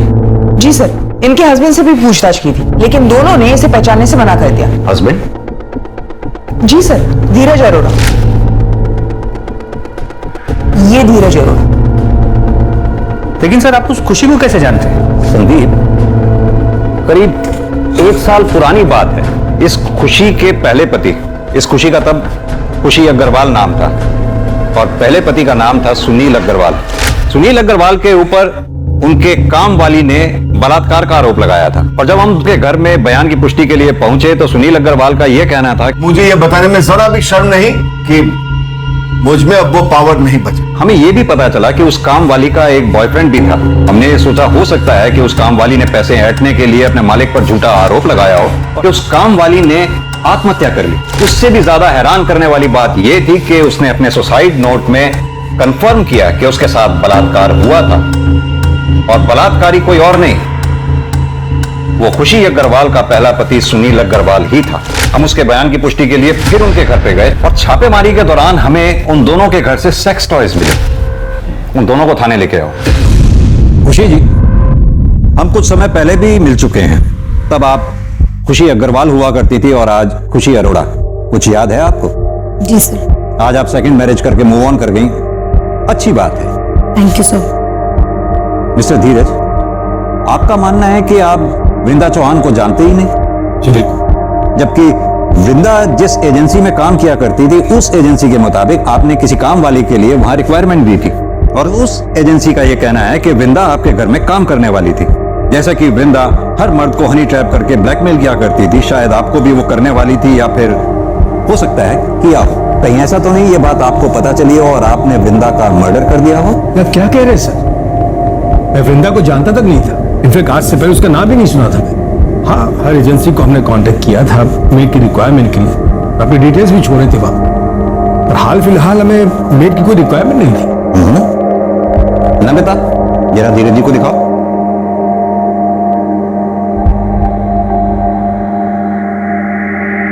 मिस्टर धीरज, कल आप अपने ऑफिस से 4 बजे घर लौट कर आए और फिर आधे घंटे बाद अपने घर से चले गए, जबकि हमने पता किया है कि आप अपने ऑफिस से रोजाना 7 बजे के बाद निकलते हैं। सर वो मैं अपने कुछ फाइल्स भूल गया था, इंपॉर्टेंट थे, इसलिए पर्सनली लेने आ गया था घर। और खुशी जी, आप कल अपने घर से 3:45 पे निकली और ठीक 10 मिनट बाद 3:55 पर घर लौट कर आ गई। सर ऐसी कोई बात नहीं, मैं बस पैसे विड्रॉ करने गई थी वहां से। और आप स्टेटमेंट चेक कर लीजिए बैंक का, सीसीटीवी फुटेज होगा, आप वो चेक कर लीजिए। खुशी जी, ये एक अजीब सा इत्तेफाक नहीं है? 1 साल पहले भी जब हम मिले थे तब भी जुर्म आपके इर्द गिर्द ही हुआ करते थे और आज भी ठीक वही सिचुएशन है। सर इसे मेरी बुरी किस्मत समझ लीजिए या फिर कोइंसिडेंस। ठीक है, फिलहाल आप दोनों जा सकते हैं। Thank you.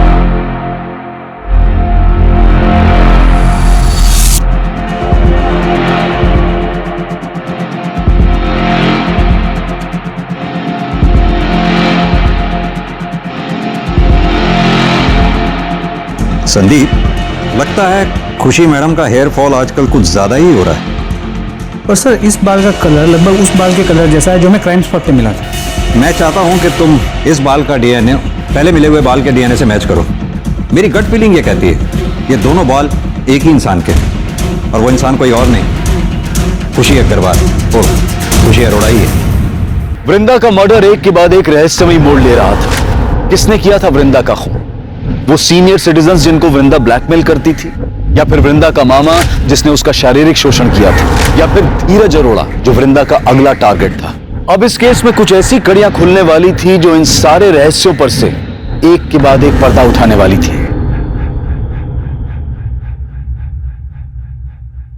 सर वृंदा के मामा अतुल चौहान का डीएनए वृंदा के पेट की फीटस के डीएनए के साथ मैच करता है। रिपोर्ट। यानी वृंदा के मामा के पास वृंदा को मारने का मोटिव था, लेकिन बिल्डिंग के उस सीसीटीवी फुटेज में ये मामा कहीं दिखाई नहीं दिया। वृंदा की बॉडी के पास जो हेयर स्टैंड मिला था उसके डीएनए रिपोर्ट का क्या हुआ? वो नम्रता लेके आ रही है। सर वृंदा की बॉडी के पास जो हेयर स्टैंड मिला उसका डीएनए खुशी के डीएनए से 100% मैच करता है। ये देखिए। ये खुशी शक्ल से जितनी भोली दिखती है उतनी भोली है नहीं। एक काम करो, ये खुशी के घर का सर्च वारंट निकालो। सर मैं वही चेक कर रहा हूँ, थोड़ी देर में फोन करता हूँ ना आपको। ओके खुशी। मैं देखती हूँ। पूरे घर की अच्छे से तलाशी लो। सर क्या हो रहा है सर? आप हमें अपना काम करने दीजिए।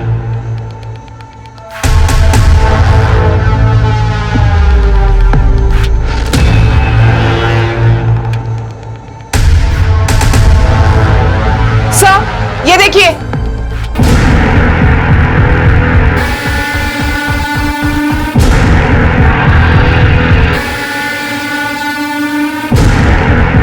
ये इस पिक में लड़की कौन है?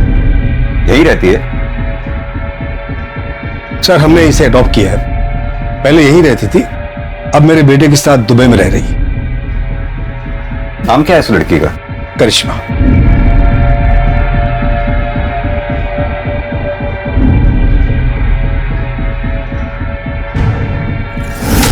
सर एक मिनट आइए, देखिए क्या मिला है। सर मर्डर वेपन तो नहीं मिला, लेकिन ये सब कुछ मिला है। पर सर ये देखिए, सर ये सारा सामान बिल्कुल वैसा ही है जैसे आपने कहा था आपको खुशी के पिछले घर से मिला था। लेकिन वो सामान तो पुलिस ने जब्त कर लिया था। ये सामान आपने नया खरीदा है क्या? मुझे कुछ समझ नहीं आ रहा।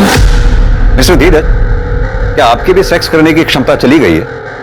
नहीं, क्यों? वो क्या है कि 1 साल पहले हमसे बहुत बड़ी एक गलती हो गई थी। मानसी गोस्वामी ने इनके पहले पति सुनील अग्रवाल पर एक आरोप लगाया था, बलात्कार। इनके पति ने गिल्ट में आके आत्महत्या कर ली, केस क्लोज हो गया। लेकिन उस केस का एक मुजरिम आज भी खुले आम घूम रहा है। देखिए, आप दोनों के खिलाफ हमारे पास इतने सबूत तो हैं ही कि हम कोर्ट में आसानी से ये साबित कर पाएंगे कि वृंदा का मर्डर आप दोनों ने ही मिलकर किया है। सर, हमने ऐसा कुछ भी नहीं किया, हमने उसे नहीं मारा सर। ये आपके बाल वृंदा की बॉडी पर कैसे मिले और उन बालों का डीएनए आपके डीएनए से कैसे मैच करता है? और यही नहीं, वृंदा के लोकेशन रिकॉर्ड वारदात के कुछ रोज पहले तक लगातार धीरज के लोकेशन रिकॉर्ड से कैसे मैच करते हैं? सर, मुझे नहीं पता ही। आप तो चुप ही रहिए मिस्टर धीरज, लगातार आप झूठ पर झूठ बोलते चले जा रहे हैं। यादव जी, जरा फुटेज दिखाइए इन्हें।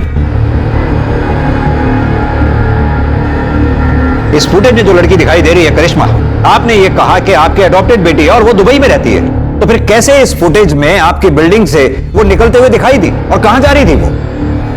हमारा टाइम वेस्ट मत कीजिए, ये बताइए कि आप दोनों ने मिलकर वृंदा को मारा या आप दोनों ने करिश्मा के साथ मिलकर वृंदा को मारा? और एक सवाल, करिश्मा के साथ एक चौथी औरत जो आपकी बिल्डिंग से सीसीटीवी फुटेज में निकलती हुई दिखाई दी है, वो चौथी औरत कौन थी और उसका इस मर्डर में क्या रोल था? अरे सुनाई नहीं दे रहा क्या? अभी भी वक्त है, सब सच सच बता दो। नहीं बताना तो वो भी बता दो। कोर्ट में तो हम साबित कर ही देंगे कि वृंदा का मर्डर आप दोनों ने किया है। तब तक चुपचाप सुनती रहोगी, सच बता दो ना।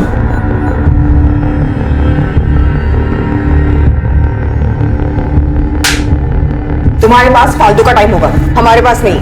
बोलो।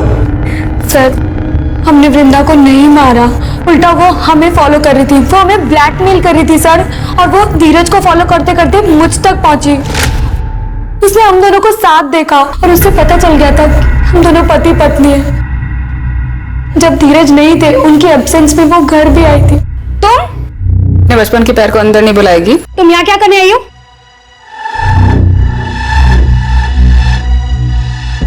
तुझसे इतना प्यार किया था, 9 साल पहले मुझे गांव में अकेला छोड़ा ही था। सारे गांव वालों ने मेरा सर मुंडवा दिया, माँ बाप ने घर से निकाल दिया, अम्मा ने मेरा रेप किया। ये अच्छा है, मेरी जिंदगी खराब करके अय्याशियां कर रही है। तो क्या चाहती है? 1 लाख रुपए। किस बात के 1 लाख रुपए? तेरे पति को बताऊं तेरे बारे में? खोलू तो ही बोल, टाइट हो गई तेरी। कहाँ से लाऊं मैं 1 लाख रुपए? घर पे रखे होते 1 लाख रुपए? बाजू में एटीएम है और तेरे पास 2-3 अकाउंट तो होंगे ना। तो एक काम कर, सारे अकाउंट से थोड़े थोड़े पैसे निकाल के 1 लाख रुपए दे दो। मारती हूँ तुम्हारे मुंह पर ला करके 1 लाख रुपए।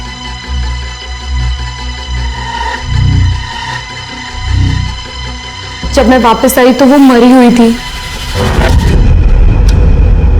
वृंदा, वृंदा। फिर मैंने तुरंत धीरज को कॉल किया। क्या बात है, क्यों बुलाया मुझे?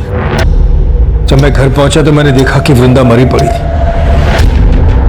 और खुशी ने मुझे सारी कहानी बताई, तो हम दोनों ने मिलकर उसकी लाश को कमरे में छुपा दिया।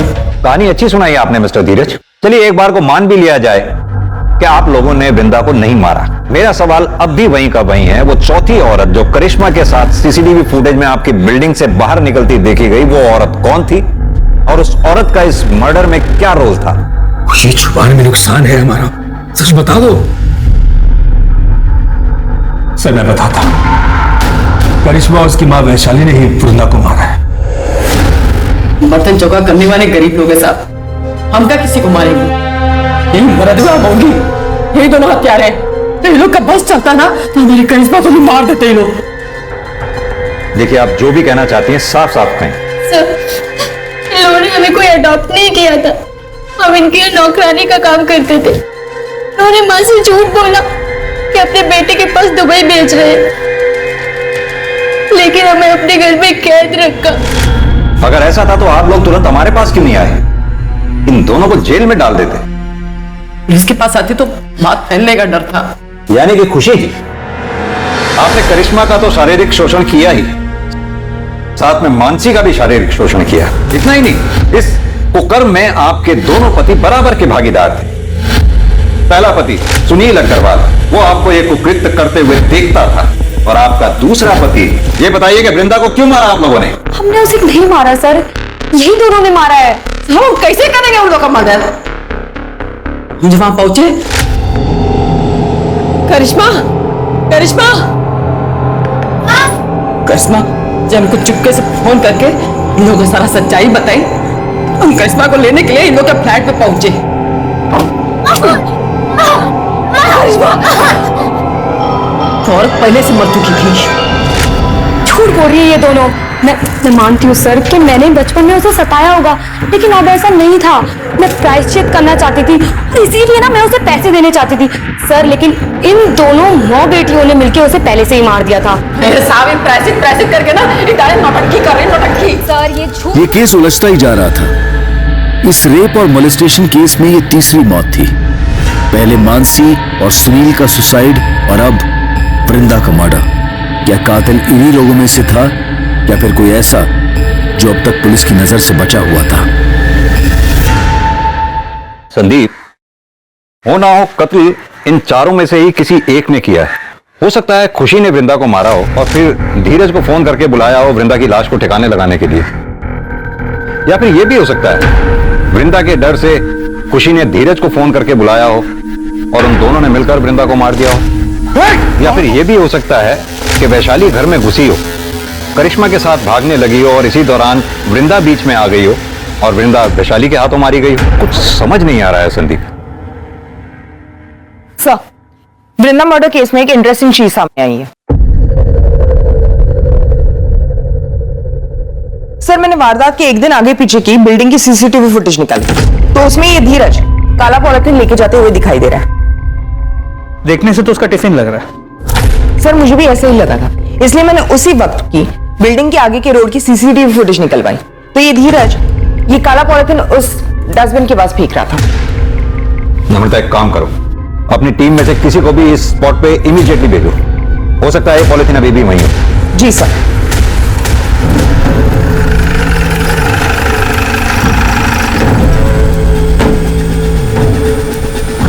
Mahesh, yes sir.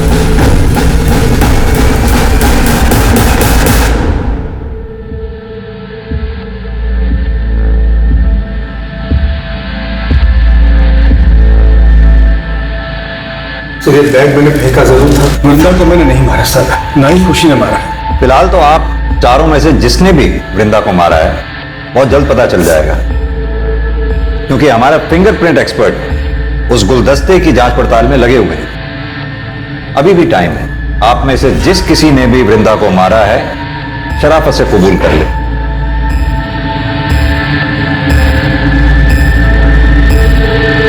सर, खून हमने किया। उस दिन फोन रखने के बाद अम्मा का इंतजार कर रहे थे। घर में सर और मैडम दोनों ही नहीं थे। जैसे माँ गेट पे आई हम उनके पास दौड़ के पहुंचे तो मैडम हमारे बीच में आ गई, हमें रोकने लगी। हमने गुलदस्ता उठा के उनके सिर पे दे मारा। कैसे मारा, करके बताओ।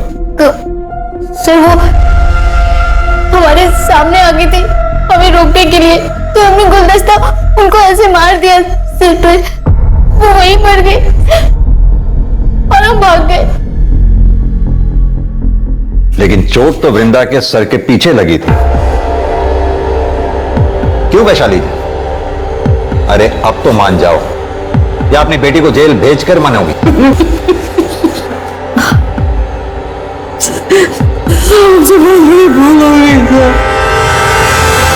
हम जैसे ही दरवाजे की घंटी बजाते देखा तो दरवाजा पहले से खुला हुआ था। शोरूम पे एक औरत बैठी थी, हमको लगा खुशी मैडम है। हमारी नजर फूलदान पे पड़ी और इसीलिए हम करिश्मा को बलात्कार का केस लिखवाने के लिए पुलिस थाने नहीं आए। बिना देखे सुने, बिना सोचे समझे कुछ भी करने से पल भर में जीवन बिगड़ जाता है। जरा सा भी समझदारी से काम लिया होता तो अपराधी बनने से बच जाती। आज की तारीख में हमारे देश में समलैंगिक रिश्ते में होना कोई जुर्म नहीं है। अब तो कानून भी पास हो चुका है जो LGBT कम्युनिटी को मान्यता देता है। लेकिन अगर कोई भी रिश्ता हवस की आड़ में जोर जबरदस्ती से बनाया जाए तो वो जुर्म है। खुशी की दरिंदगी का शिकार ना सिर्फ मानसी, वृंदा और करिश्मा हुई, बल्कि खुशी की हिरासत के बाद और भी कई लड़कियां सामने आई। और इस सीरियल रेप और मोलेस्टेशन के लिए खुशी के साथ साथ उसके पार्टनर्स को भी सजा दी गई। ये केस दर्शाता है कि समाज के दरिंदों की कोई शक्ल नहीं होती, कोई जेंडर नहीं होता। लेकिन ऐसे कई केस रोके जा सकते हैं अगर सही समय पर पुलिस को इसकी सूचना दे दी जाए। हमें बस चौकन्ना और सतर्क रहने की जरूरत है। अब मैं अनूप सोनी आपसे विदा लेता हूं। फिर मुलाकात होगी क्राइम पेट्रोल सतर्क के ब्लैक हेडलाइंस अध्याय में एक और नए केस के साथ। और याद रखें, क्राइम और आपके बीच में सिर्फ इतना फर्क है कि आप कितने सतर्क हैं। सतर्क रहें, सुरक्षित रहें। जय हिंद। इस तरह के और भी एपिसोड देखने के लिए हमारे चैनल को सब्सक्राइब करें और बेल आइकन दबाना ना भूलें।